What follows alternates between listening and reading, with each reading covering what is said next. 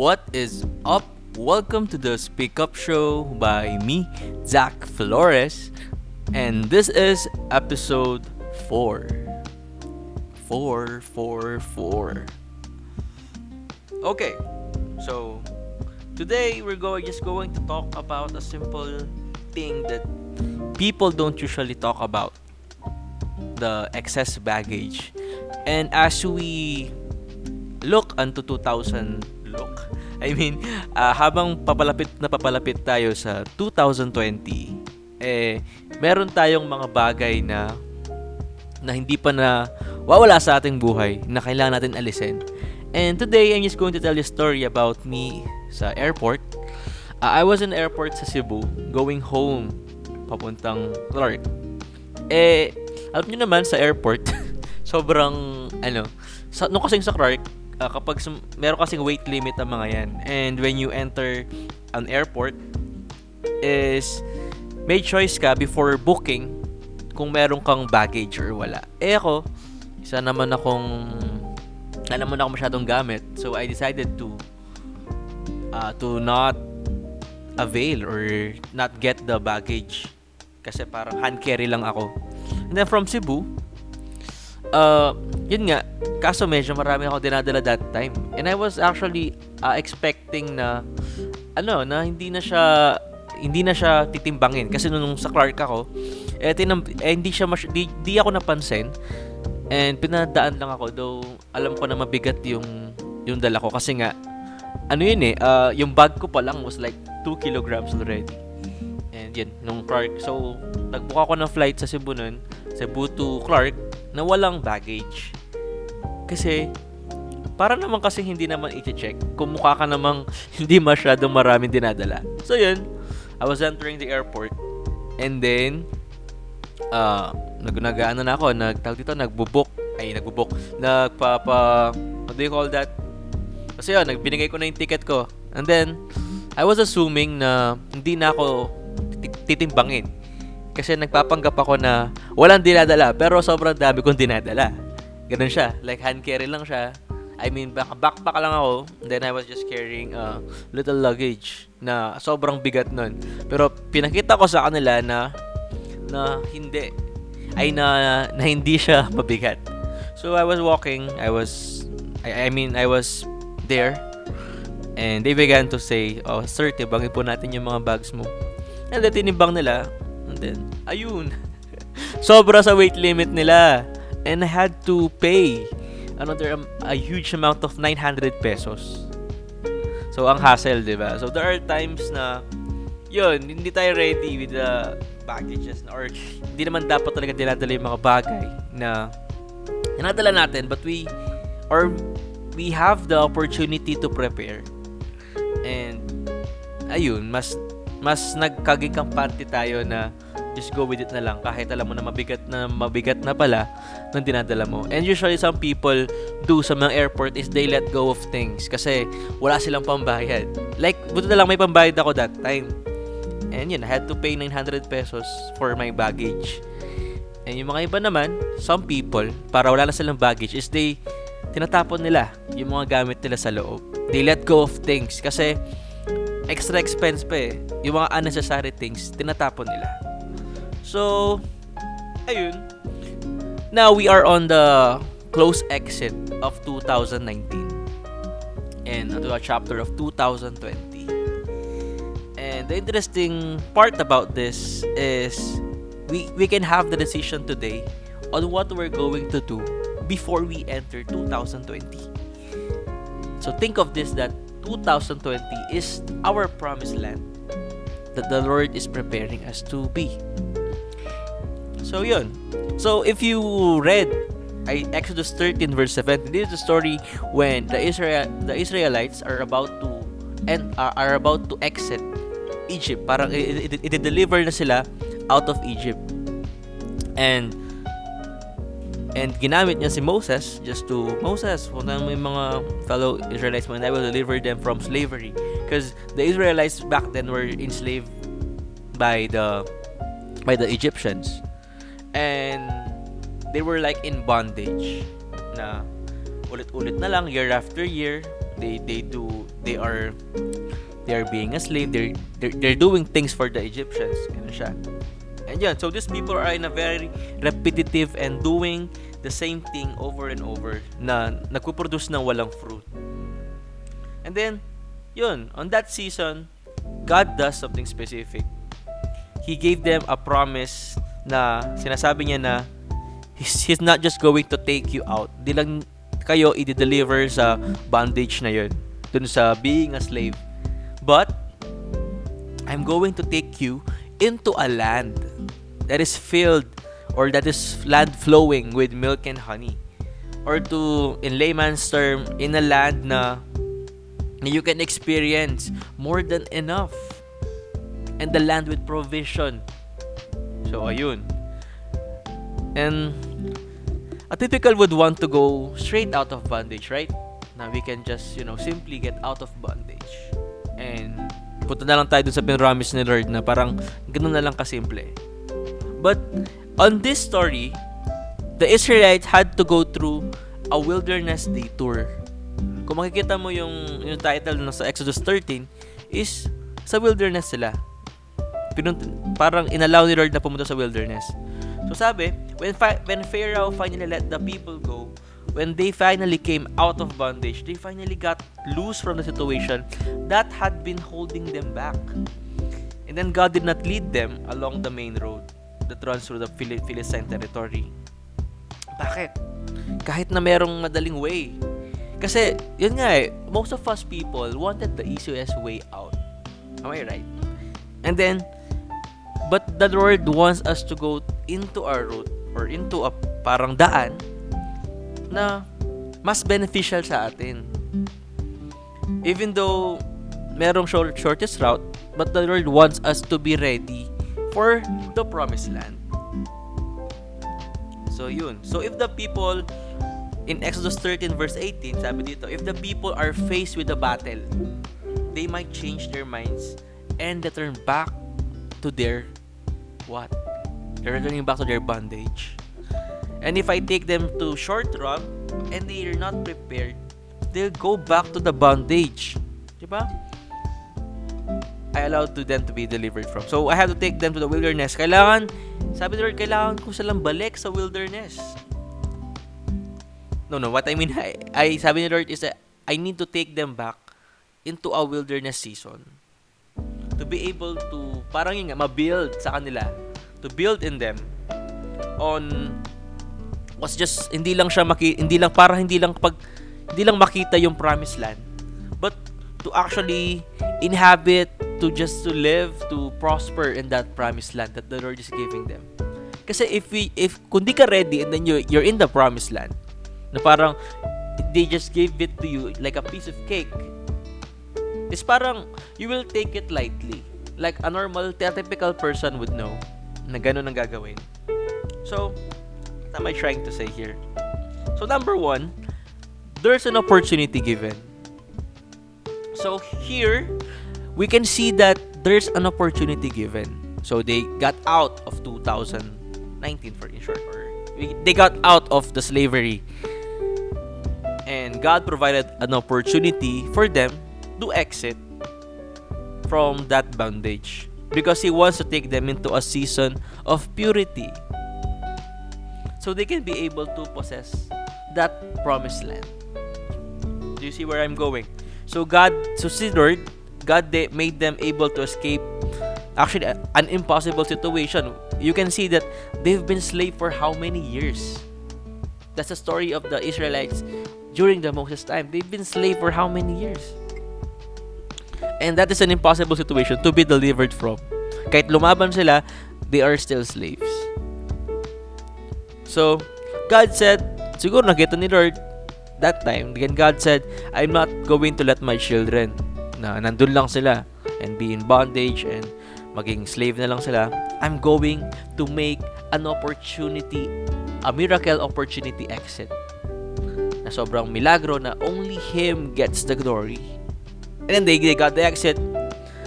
Because some people right now in your life as a young people, I don't know if you're young, if you're a parent, that is listening to this. Minsan kasi, sa year na to, muntik na tayong hindi makaraos. Muntik na hindi makapagtapos ng first time because we lack money. But the Lord still allowed us to, by the grace of God, inallow niya na mangyari yung miracle exit na yun. Na makapagpatuloy tayo. And then siguro that time when you're having a struggle, the Lord intervened. And He allowed you to exit that bondage. I want everyone to just see this. Na yung mga Israelites that time, inignore nila yung miracle opportunity exit. Parang tayo, we sometimes ignore it because we have fear of the future that are just allowing us to, step in faith or do something on your miracle opportunity exit. But we have fear. We worry so much. We have anxiety that we doesn't trust God with whatever He's trying to give us or make us. Sometimes we are lukewarm, minsan hot, minsan maligamgam. Maligamgam is a Tagalog term, right? Malab na ay dendem. So yeah, you're lukewarm. That sometimes being a lukewarm Christian, you're just okay on Sundays, you just praise God on Sundays, and then Monday, balik ka naman sa dati. Tuesday, balik ka naman sa dati. Wednesday, balik ka naman sa dati. You know what I'm saying? Sunday ka lang Christian, parang ganun siya. But because of my grace, sabi ni Lord, all of that, kineri niya for you to be let go dun sa miracle opportunity exit. Hinayaan ni Lord na magkaroon sila ng miracle opportunity exit. Not because deserve ng mga Israelites. Not because yun nga, na may ginawa sila to be able to exit that bondage. But by the grace of God. That sometimes as we exit into our miracle opportunity exit, is we still carry all those baggages. The baggage of fear, the baggage of pride, the lust, the worry, the anxiety, and the lukewarmness, and other things. We carry them into the wilderness season. And if you think that the Lord will let you in, if you're in the wilderness season, and He have given you an opportunity to let them go, kasi na-deliver ka na from one season from the bondage season, then now you are in a wilderness season, or in a season that the miracle opportunity exit. If you are thinking that the Lord will let you in the promised land, na dinadala mo pa rin yun, you are sadly wrong. The promised land is supposed to be better than you're coming from. That's why, if I give you milk and honey and you don't have room to enjoy it, kasi nga, sometimes we have so many baggages na nakasabit sa atin that wala na tayong room for God's answered prayer or for God's promised land for us. Can you see what I'm saying? So number 2 is, yun nga, opportunities may feel like the wilderness. The miracle opportunity exit, then they went through a wilderness season. Na, kung titignan mo, wilderness siya, it may seems like, yun nga, parang, what's this? What are we doing in this place? You may not, doesn't feel like an opportunity. And many times yun nga, it feels like the wilderness. And you have to realize that this wilderness wasn't for punishment. Para to sa yung purity. He is trying to build you to a purity season. That's why when God takes you to a place and trying to remove things from you, He's trying to get the purest form of you. And He doesn't want you to take all the extra in that season. Huwag mong dadalhin lahat ng mga iniwan mo na during those bondage season. Don't bring them with you hanggang sa promised land. You need to have, in that wilderness season, you will realize that you need to do something in that place. Just like when if you are a people pleaser, you need to think about that comparison, because as you can see, the people of Israel doesn't deserve the escape, right? They deserve to get to a place out of slavery, right? But God in His mercy, yun yung nag-allow sa kanila to exit that. So God says, if you're not pleasing me, if you're a people pleaser, then they can't, because the people can do nothing for your future, but the Lord can do something on your future. Kaya nga dapat remove that baggage. So, what do we do? Because you need to identify what are you carrying right now that cannot go into the promised land. Think of that. Is it your pride? Yung attitude mo, ganun? You're comparing to other people. You're a people pleaser. These are what cannot go. Because God is so gracious talaga. Because He has given us an opportunity for us to choose. Because the Lord is not trying to condemn you. The Lord is giving us a chance na, yun nga, to think that lust is going to keep you from the promise. Minsan, ganun talaga. Or actually, the lust really will not, lust of the flesh will not be permittable in the promised land. Kasi the Lord and the opportunities and the Lord allowed you to choose. And if you know the story of that Moses, when they free out the Israelites, is ayun, the first generation did not enter the promised land. No, they never even made it to the promised land.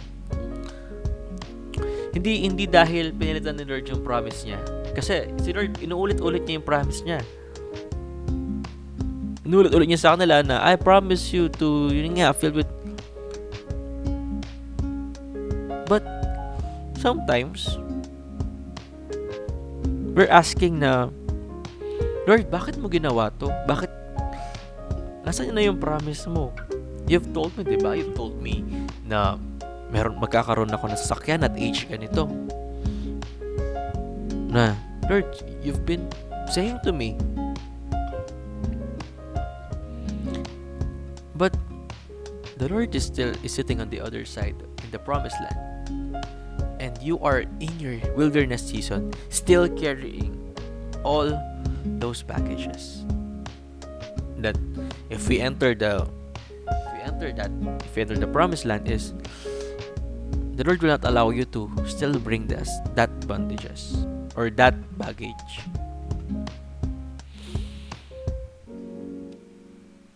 And then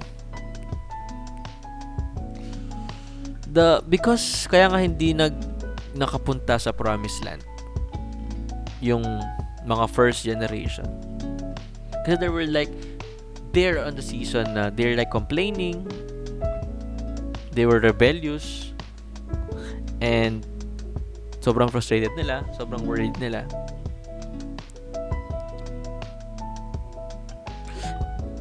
During that time.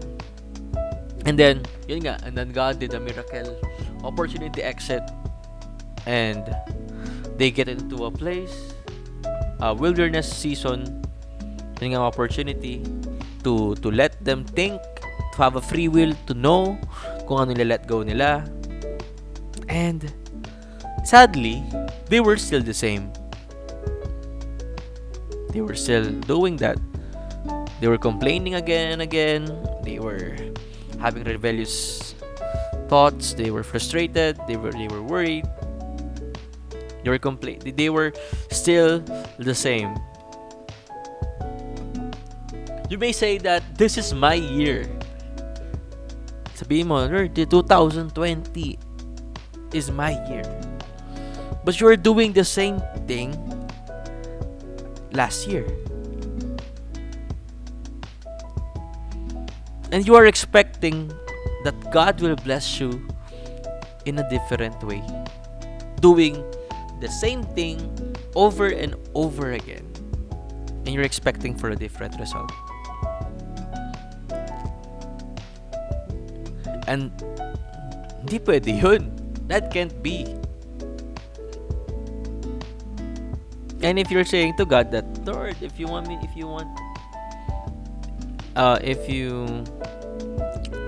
stop me, Lord, stop me, please, stop me. But the greatest thing that God gave us is our choice. And you got to choose God, and you got to participate on a miracle that He's about to do. Well, God, if you don't want me to do it, siguro may mga bagay na ginagawa ka, Lord, patigilin mo ako, Lord. Lord, patigilin mo ako. Maybe you're like that. And God says, if you don't want to do it, you need to ask me to help you not to do it. Or stop doing it. Because that's a different sentence. That's a different way of thinking. That's what God is trying to change. He's trying to change our perspective as we go into the new season or into the promised land. Also, declaration without a decision is dead. If you want to eat, if you want to eat, simply, and you say, I want to eat, but you never get out of bed to cook. You never get out of bed to get ready for what you're about to cook. Or you never call sa phone to make them deliver it to you. If you're just declaring it, wala mangyayari. So what God says is, the next move is up to you. I have delivered you from this bondage, and the next move is up to you.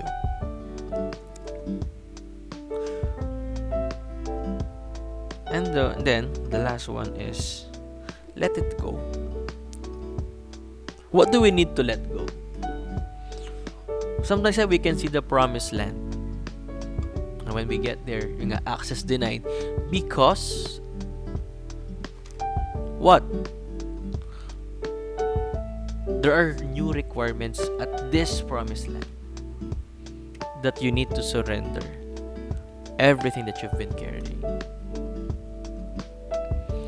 Because the Lord wants us to occupy the promised land. The Lord wants to give you that promised land. But you're still carrying what He wants you to let go.